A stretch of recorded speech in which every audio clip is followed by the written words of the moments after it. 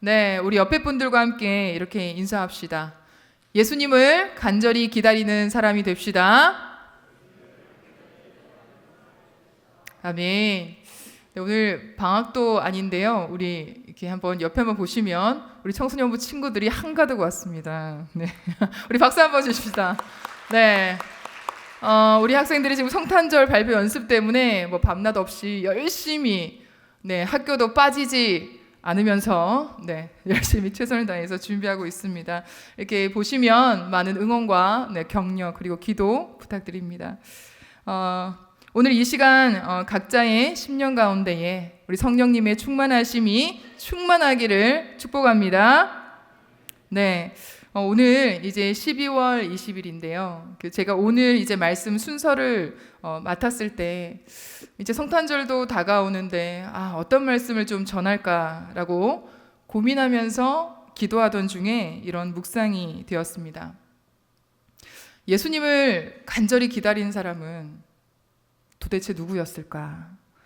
예수님을 정말 진짜 기다린 사람은 누구였을까? 그 사람에 대한 말씀을 전하고 싶다라는 마음에 제 마음에 묵상을 하다가 떠오른 사람이 있었습니다. 그게 누구였을까요?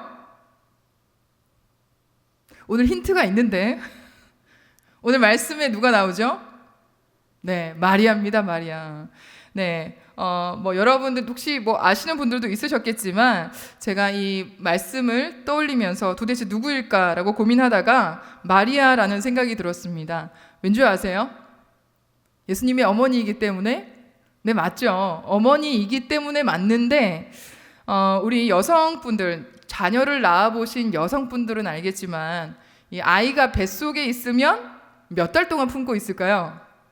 거의 10달 동안 품고 있습니다. 그 10달 동안 품고 있다는 게 쉽습니까? 어렵습니까? 네, 어렵습니다. 그래서 우리 여성분들은 아이를 가졌을 때 빨리 이 아이가 나왔으면 좋겠다. 네, 예수님도 마리아도 그런 마음이 아니었을까. 그래서 예수님을 간절히 기다린 사람이 마리아가 아니었을까라는 생각을 해보았습니다. 왜냐하면 입덧도 하고 또 먹고 싶은 것도 제대로 못 먹고 날 건 못 먹고 커피 못 먹고 그러니까 아이가 세상에 좀 빨리 나왔으면 좋겠다라고 간절히 기다리는 사람이 마리아였을 것 같다라는 살짝의 유머가 섞인 묵상이었습니다. 네, 웃지 않으시네요. 네. 네, 그래서 어쨌든 저는 이 예수님을 간절히 기다리는 사람이 물론 이 뱃속에서 나와야지라는 생각도 있었겠지만 이 예수님에 대한 간절한 기다림이 마리아가 아니었나라는 묵상을 했습니다. 그러면서 이 말씀을 준비하다 보니까 이 마리아가 가진 특별함이 있었나? 라고 생각해 보니까 말씀 속에 마리아가 특별하다라는 내용이 나오진 않았습니다. 그렇다면 왜 하나님께서는 왜 마리아를 선택을 하셨을까? 그러한 질문을 가지던 중에 이러한 마음을 주셨습니다.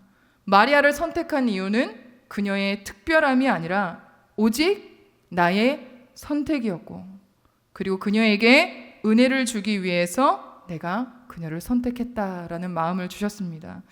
마리아가 특별한 능력이 있거나 또 어떤 조건이 있었던 것이 아니라 오직 누구의 선택이요? 하나님의 선택이었다는 것입니다. 그렇다면 마리아는 아무것도 하지 않고 하나님의 선택만 받았을까요? 아니겠죠. 하나님께서 부르셨지만 그녀도 하나님의 부르심에 순종했다라는 것입니다. 그래서 그녀를 통해서 하나님의 큰 일을 이루게 된 것이죠. 그렇다면 그녀에게 주신 그 하나님의 은혜는 도대체 무엇이었을까요? 어떤 은혜가 임했길래 오늘 읽은 본문의 말씀처럼 마리아가 하나님을 찬양할 수 있었는지 그것을 살펴보면서 우리의 삶도 하나님을 찬양하는 은혜가 있기를 소망합니다. 오늘 본문의 내용 앞부분을 잠깐 살펴보면요. 누가복음 1장 26절에서 38절 말씀에 보면 어느 날 하나님의 천사 가브리엘이 마리아에게 찾아왔습니다. 그래서 너가 임신을 하게 될 것이고 그리고 그 낳을 아이는 지극히 높으신 하나님의 아들이며 다윗의 왕위를 계속 이어갈 뿐이야 라고 세상을 구원할 메시아 그리고 구원자가 그녀를 통하여서 이 땅에 태어날 것을 전해줍니다. 그때 마리아는 깜짝 놀라게 됩니다. 왜 깜짝 놀랐을까요? 일단 천사가 나타난 것부터가 놀랐습니다. 그리고 자신이 지금 어떠한 상황이죠? 아이를 가질 수 있는 상황도 아니고 또 아이를 가질 사건을 만들지도 않았는데 아이를 갖게 된다는 것이 그녀에게는 좋은 소식은 아니었던 것 같습니다. 왜냐하면 약혼을 앞두고 있는 약혼자도 있었기 때문에 이 일은 그녀에게 기쁨의 소식이기보다는 그녀에게 어쩌면 고통의 소식으로 다가왔을 수도 있습니다. 그래서 그녀는 놀란 나머지 그녀는 천사에게 또 질문을 합니다. 그렇다면 이 일은 도대체 어떻게 된 일입니까? 라고 물어봤을 때 그 천사 가브리엘이 자기의 사촌인 엘리사벳 이야기를 합니다. 그러면서 그녀도 나이가 많은데 그럼에도 불구하고 그녀도 아이를 가지게 되었다라는 불가능한 일을 하나님께서 가능하게 하셨다라는 말씀을 전해줍니다. 그러면서 그리고 난 이후에 마리아는 그 엘리사벳을 찾아갔고 마리아가 전한 말을 엘리사벳이 듣고서는 마리아가 진짜 성령으로 감동받은 것을 알게 되었습니다. 그때부터 마리아는 자신에게 주어진 이해되지 않고 설명되지 않는 상황이었지만 하나님을 믿고 그 택하심에 순종하게 됩니다. 왜냐하면 하나님을 믿는 백성들은 설명으로 사는 사람이 아니라 바로 믿음으로 사는 사람들이기 때문입니다. 그렇게 믿음으로 결단한 그녀에게 그렇다면 하나님의 어떤 은혜가 임했을까요? 오늘 세 가지로 좀 말씀을 나누려고 합니다. 바로 첫 번째는요, 가난하고 겸손한 사람을 선택하시는 하나님의 은혜입니다. 우리 오늘 본문 46절에서 49절을 잠깐 눈으로 한번 살펴보시면 마리아 그녀가 하나님을 찬양하며 기뻐하는 장면이 나오는데요. 48절에 보면 그녀 자신을 여종이라고 표현합니다. 그리고 자신의 삶이 어땠다고 표현합니까? 비천했다고 표현합니다. 그렇게 고백하죠. 하지만 그런 자신에게 하나님께서는 복을 주셨다고 기뻐하며 노래합니다. 누가복음 1장 26절에 보니까요. 마리아는 이 갈릴리 나사렛이란 동네에서 살고 있었습니다. 이 지역 이름이 우리에게는 지금은 굉장히 유명하지만 왜냐하면 성경에서 정말 많이 들어봤기 때문에. 그런데 이 시대의 갈릴리 나사렛은요, 정말로 보잘것없는 아주 작은 시골이었습니다. 뭐 깡촌의 깡촌 정도였겠죠. 여러분 제 고향이요 어디일까요? 예? 예지야 이상한 말 하지 말고. 제 고향은 부산은 아닙니다. 그렇겠죠? 제 고향은 충청남도 서천군 장항읍입니다. 어딘지 아십니까? 전혀 모르시죠? 네, 그런 것처럼 마리아도 이 갈릴리 나사렛이라는 동네 자체가 바로 그런 동네였다는 겁니다. 거기가 어디야?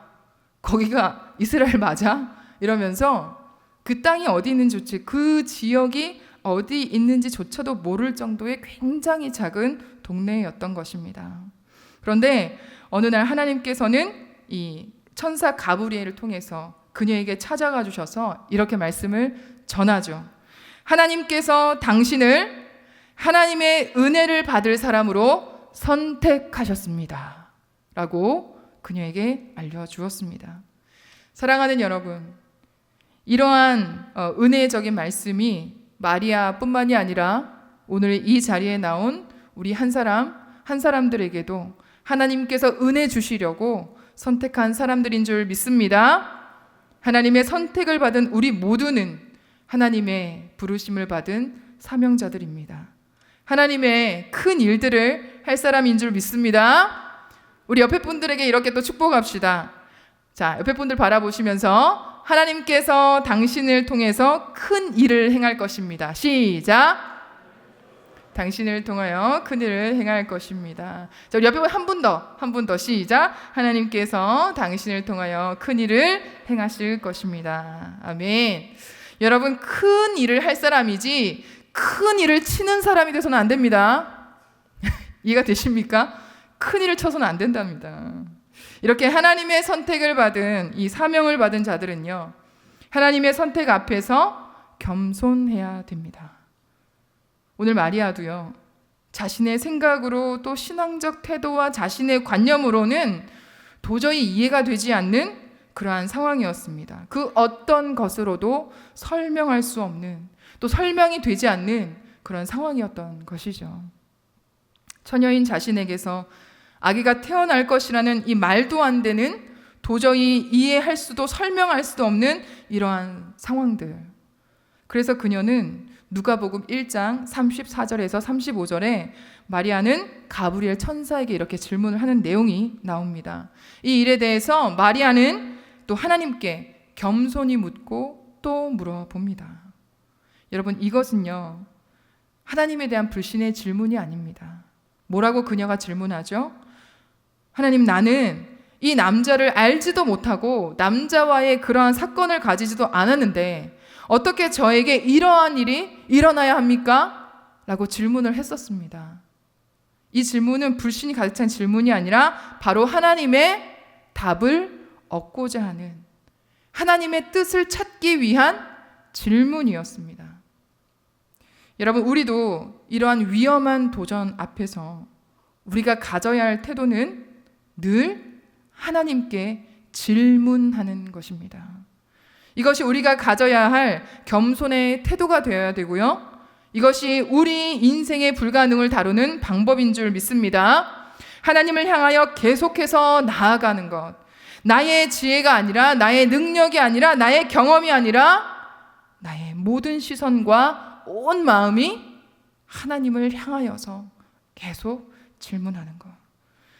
여러분, 진정한 겸손은요, 내 몸을 낮추고 내 머리를 숙이는 것이 아니라 바로 하나님으로 충만해지는 것입니다. 하나님으로 충만하게 살면 내 자신이 나를 가둘 겨를이 없습니다. 오직 하나님의 말씀만 붙들고 성령님만 의지하며 나아갈 수밖에 없다라는 것입니다. 우리 다 함께 혹시 화면에 나올까요? 이사야 66장 2절의 말씀입니다. 혹시 여러분들 성경으로 한번 찾아보시겠습니까? 이사야 66장 2절의 말씀. 제가 한번 읽겠습니다. 나 여호와가 말하노라. 내 손이 모든 것을 지었으므로 그들이 생겼느니라. 물은 마음이 가난하고 심령에 통회하며 내 말을 듣고 떠는 자, 그 사람은 내가 돌보려니와. 아멘. 이사야 66장 2절의 말씀입니다. 여러분, 이 구절에서요, 마지막에 내가 돌보려니와 라는 말씀이 나와 있죠. 이 돌보려니와 라고 할 때에 이 말씀을 NIV 영어 성경에서는 이렇게 표현합니다. This is the one I esteem. 들으셨습니까? 한 번 더요. This is the one I esteem. 원어민까지는 아닙니다. 그렇죠? 무슨 뜻이냐면, 이 사람은 내가 어떻게 하는 사람? 존경하는 사람. 이 사람은 내가 존경하는 사람입니다. 무슨 말이냐면요, 하나님께서는 어떤 사람이요? 자신의 마음, 그 마음이 가난하고 심령에 통회하며 하나님의 말씀을 듣고 떠는 자, 우리말 성경에는 돌보려니와 라고 되어 있지만 영어 성경에는 내가 존경하는 사람이다 라고 나와 있습니다. 여러분, 하나님의 말씀을 듣고 하나님의 말씀을 그대로 따르는 자들에 대해서 하나님께서 뭐라고 말씀하십니까? 내가 그 사람을 존경한다, 그 사람을 높여준다라는 말입니다. 여러분, 하나님께서는 우리에게 이렇게까지 말씀하고 있습니다. 여러분, 죄 많고 초라하기 그지없는 나를 하나님께서 존경하며 사랑하여 주신다는 것입니다.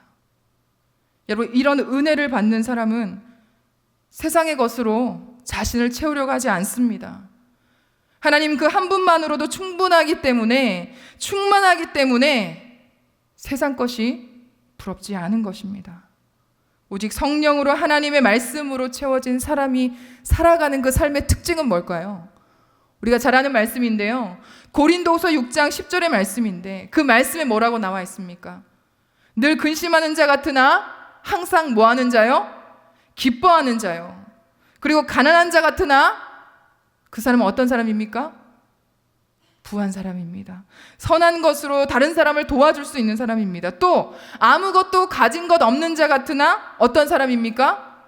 세상으로부터가 아니라 하나님께로부터 모든 것을 받은 자라는 것입니다. 여러분, 가난하고 겸손하여서 하나님께 선택받은 마리아처럼 우리도 하나님께로부터 선택받은 사람인 줄 믿습니다. 여러분, 마리아가 받았던 그럼 두 번째 은혜는 무엇이었을까요? 바로 믿음으로 순종하는 자에게 긍휼을 베푸시는 하나님의 은혜입니다. 오늘 말씀 50절에서 53절까지 내용을 보면요, 계속해서 이 반대적인 사람들의 모습이 나옵니다. 두려워하는 자와 교만한 자, 권세 있는 자와 비천한 자, 또 줄이는 자와 부자의 모습에 대하여서 이렇게 대조적인 모습이 나옵니다. 마리아는 왜 이런 고백을 했을까요? 아마도 결혼을 하지 않고 임신을 하게 된 이 그녀의 삶 주변에 많은 사람들로부터 아마 손가락질도 당하고 또 억울하고 또 분노가 치미는 상황도 아마 그녀에게 있었을 것입니다. 근데 요즘은 뭐 조금 바뀌었다고 해도 그래도 2000년 전이나 지금이나 결혼도 하지 않는 그 처녀가 아이를 가지는 것이 사실은 그렇게 환영받지 못할 소식입니다. 마리아가 살던 이 시대는요, 더욱더 힘들고 어려웠던 상황이었죠. 도덕적으로도 율법적으로도 사회적으로도 전혀 환영받지 못할 그러한 소식이었습니다. 신명기 22장 23절에서 24절에 보면요, 이러한 죄는요, 돌에 맞아 죽어도 할 말이 없는 그러한 죄명이었습니다. 그러다 보니 유대 사회는 명예와 수치를 매우 중요시하는 문화였기 때문에 마리아가 약혼 중에 임신한 사실이 알려지면 그녀뿐만이 아니라 그녀의 가족들까지도 위험할 수밖에 없는 그러한 상황이었습니다.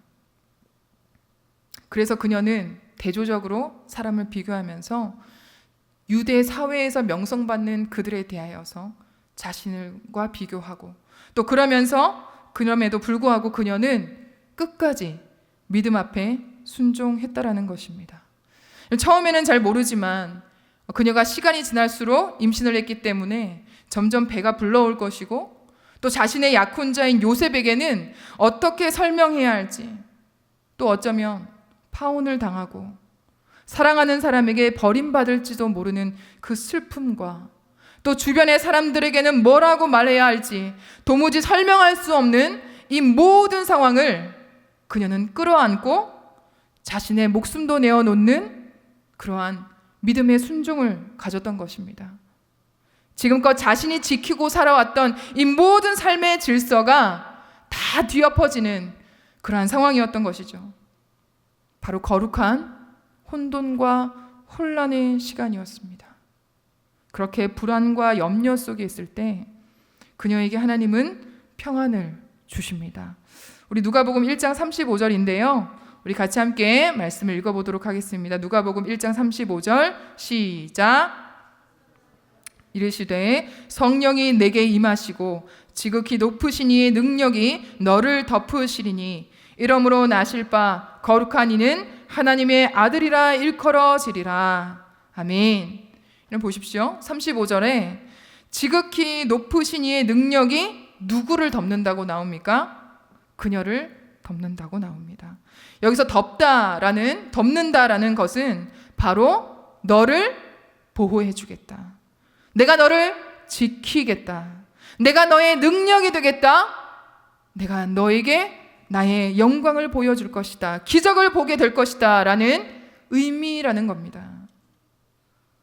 사랑하는 여러분, 하나님의 부르심 앞에서 우리의 상황과 형편을 생각하면서 이해가 되어지면 선택하고 이해가 되어지지 않으면 선택하지 않는 것은 순종이 아닙니다. 때로는 나의 삶의 질서가 무너지고 그동안 내가 가져온 생각과 신념과 이념이 아무것도 아닌 것처럼 여겨지는 상황이 온다 할지라도 내가 결단하고 믿음으로 순종한다면 그때에 하나님께서는 그들에게 하나님의 성령으로 지극히 높으신 하나님의 능력으로 덮어주시는 줄 믿습니다. 이런 마리아가 마지막으로 그러면 하나님께 받았던 그 은혜는 무엇이었을까요? 바로 하나님의 약속이 이루어지는 은혜였습니다. 오늘 본문의 말씀 54절에서 55절까지는요. 아브라함 때부터 즉 아주 오래전부터 자신들을 기억하시는 하나님의 은혜를 노래하고 있습니다. 이스라엘 백성들은 하나님을 잊었을지 몰라도 하나님께서는 이스라엘 백성들을 기억하고 계셨습니다. 그래서 오랜 시간이 지나도 하나님은 하나님의 백성, 이스라엘 백성들과의 약속을 이루셨다는 것입니다. 그 약속의 통로로 누구를 선택하셨죠? 오늘 말씀에 마리아를 선택하셨습니다. 그래서 마리아를 통해서 하나님은 다시 하나님의 언약의 역사를 쓰시기 시작하셨습니다.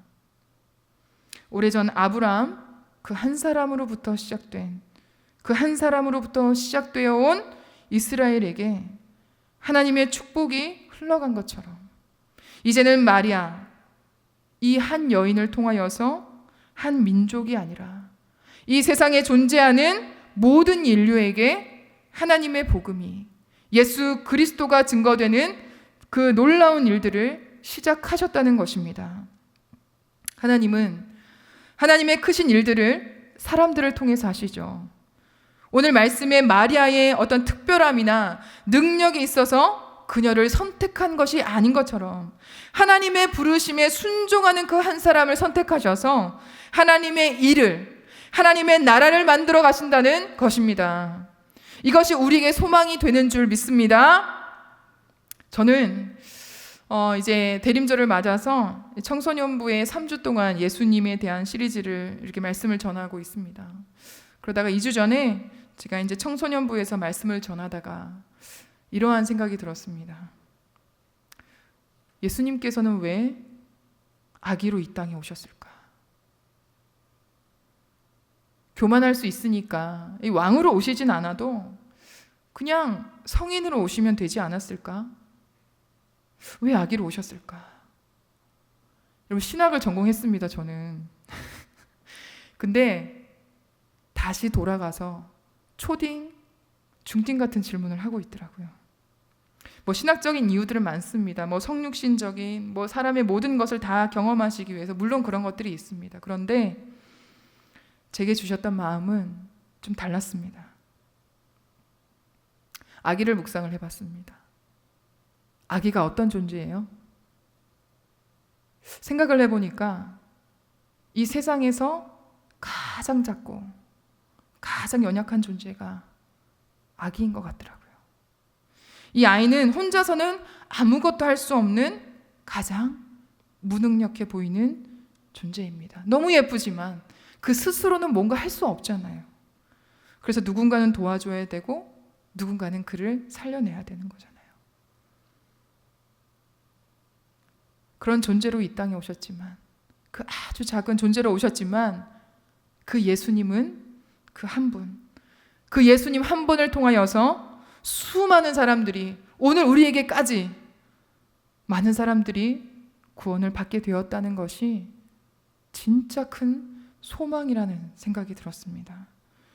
그 작고 연약한 존재로 이 땅에 오신 이유는 우리도 힘이 없고 연약하고 부족하고 소망 없고 죄 많은 우리에게 하나님은 너는 아무것도 아니야 가 아니라 하나님이 없이는 아무것도 할 수 없는 이러한 우리도, 무능한 우리도 소망이 있다는 것을 보여주시기 위해서 이 세상에서 가장 힘없고 연약한 존재로 오신 것은 아닐까 하는 생각이 들었습니다.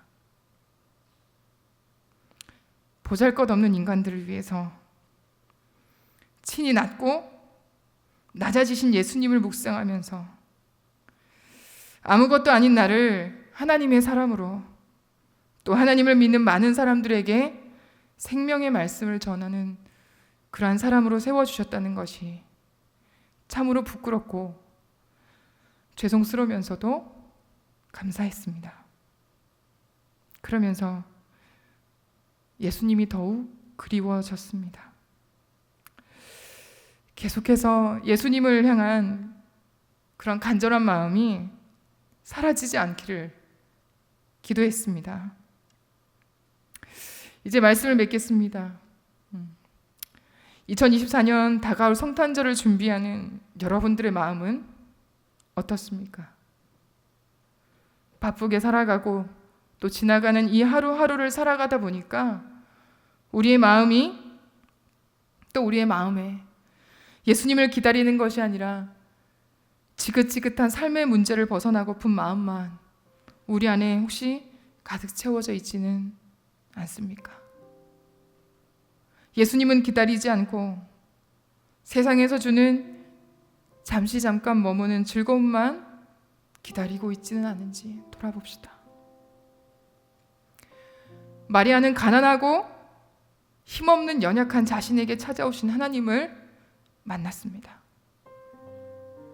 그리고 자신이 사랑하는 요셉과 헤어짐을 감수하고서라도 뱃속의 예수님을 지켰습니다. 마리아는 자신이 돌에 맞아 죽을지라도 예수님을 끝까지 믿음으로 품었습니다. 그리고 하나님의 약속이 당장 눈에 보이지 않았지만 오래전 하나님의 약속을 믿음으로 바라보며 예수님을 간절히 기다렸습니다. 사랑하는 여러분, 하나님의 언약은 오늘 저와 여러분들에게도 동일하게 임하는 약속인 줄 믿습니다. 오늘 말씀 속의 마리아가 하나님의 언약의 통로로 사용되는 그 은혜를 주셨듯이 이 자리에 나와 함께 예배하는, 그리고 현장에 나와 있지는 않지만 또 온라인을 통하여서 예배를 드리고 있는 우리 모든 성도님들에게도 동일하게 하나님의 언약을 이루시는 축복의 통로로 부르신 줄 믿습니다. 우리의 기도가, 우리의 바람이, 우리의 소원이 당장에 내 눈앞에 이루어지지 않는다 하더라도 우리는 약속의 하나님, 그 약속을 이루실 하나님을 기대하며 소망하며 나아갑시다. 예수님을 간절히 기다리는 그 한 사람이 내가 되고 여러분 한 사람 한 사람이 되어서 그 사람을 통하여서 하나님의 나라를 이루고 또 이루어 가실 것입니다. 그렇게 하나님께 쓰임받는 저와 여러분들의 삶이 되기를 주님의 이름으로 축원합니다.